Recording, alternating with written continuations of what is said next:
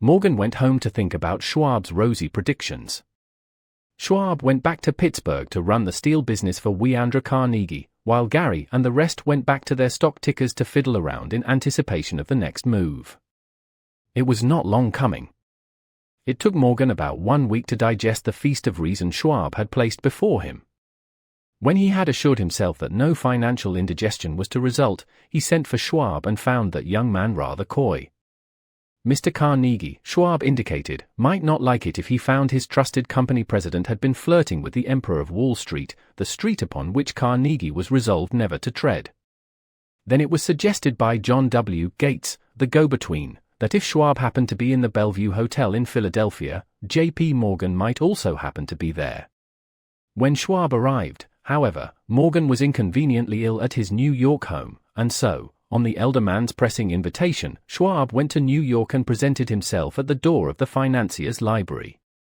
Now certain economic historians have professed the belief that from the beginning to the end of the drama, the stage was set by Andrew Carnegie, that the dinner to Schwab, the famous speech, the Sunday night conference between Schwab and the Money King, were events arranged by the canny Scot. The truth is exactly the opposite. When Schwab was called in to consummate the deal, he didn't even know whether the little boss, as Andrew was called, would so much as listen to an offer to sell, particularly to a group of men whom Andrew regarded as being endowed with something less than holiness. But Schwab did take into the conference with him, in his own handwriting, 6 sheets of copperplate figures representing to his mind the physical worth and the potential earning capacity of every steel company he regarded as an essential star in the new metal firmament. For men pondered over these figures all night. The chief, of course, was Morgan, steadfast in his belief in the divine right of money. With him was his aristocratic partner, Robert Bacon, a scholar, and a gentleman. The third was John W. Gates, who Morgan scorned as a gambler and used as a tool. The fourth was Schwab, who knew more about the processes of making and selling steel than any whole group of men than living. Throughout that conference, the Pittsburghers' figures were never questioned. If he said a company was worth so much, then it was worth that much and no more. He was insistent, too, upon including in the combination only those concerns he nominated. He had conceived a corporation in which there would be no duplication, not even to satisfy the greed of friends who wanted to unload their companies upon the broad Morgan shoulders.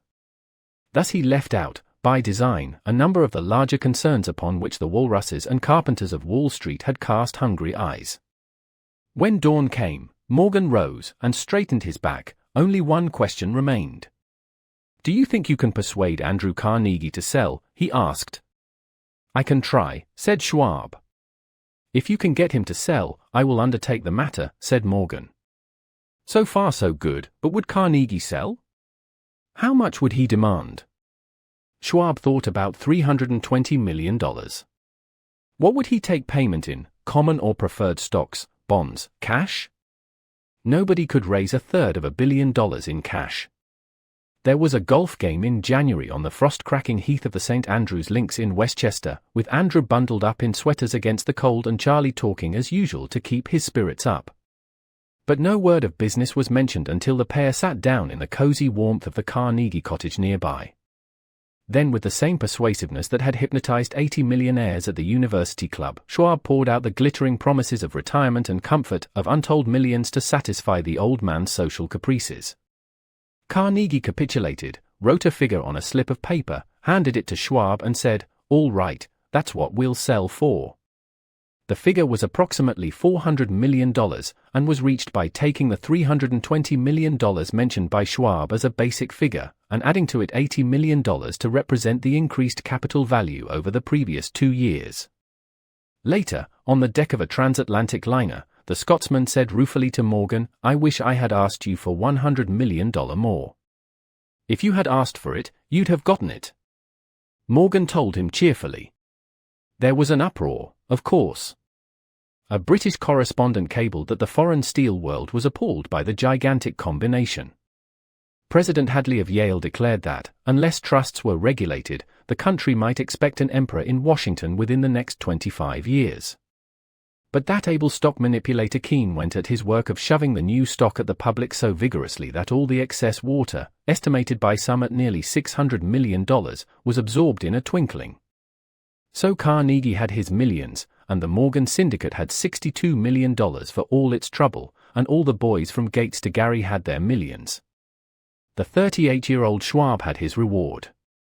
He was made president of the new corporation, and remained in control until 1903. The dramatic story of big business, which you have just finished, was included in this book because it is a perfect illustration of the method by which desire can be transmuted into its physical equivalent. I imagine some readers will question the statement that a mere intangible desire can be converted into its physical equivalent. Doubtless some will say, you cannot convert nothing into something. The answer is in the story of United States Steel.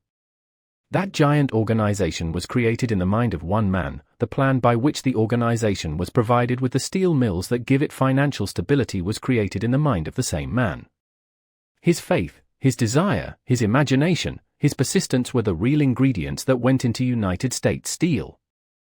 The steel mills and mechanical equipment acquired by the corporation, after it had been brought into legal existence, were incidental. But careful analysis will disclose the fact that the appraised value of the properties acquired by the corporation increased in value by an estimated $600 million by the mere transaction which consolidated them under one management. In other words, Charles M. Schwab's idea plus the faith with which he conveyed it to the minds of J.P. Morgan and the others was marketed for a profit of approximately $600 million, not an insignificant sum for a single idea. What happened to some of the men who took their share of the millions of dollars of profit made by this transaction is a matter with which we are not now concerned. The important feature of the astounding achievement is that it serves as unquestionable evidence of the soundness of the philosophy described in this book, because this philosophy was the warp and the woof of the entire transaction. Moreover, the practicability of the philosophy has been established by the fact that the United States Steel Corporation prospered and became one of the richest and most powerful corporations in America, employing thousands of people, developing new uses for steel and opening new markets, thus proving that the $600 million in profit which the Schwab idea produced was earned. Riches begin in the form of thought. The amount is limited only by the person in whose mind the thought is put into motion. Faith removes limitations. Remember this when you are ready to bargain with life for whatever it is that you ask as your price for having passed this way. Remember also that the man who created the United States Steel Corporation was practically unknown at the time.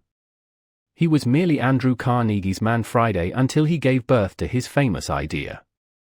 After that, he quickly rose to a position of power, fame, and riches.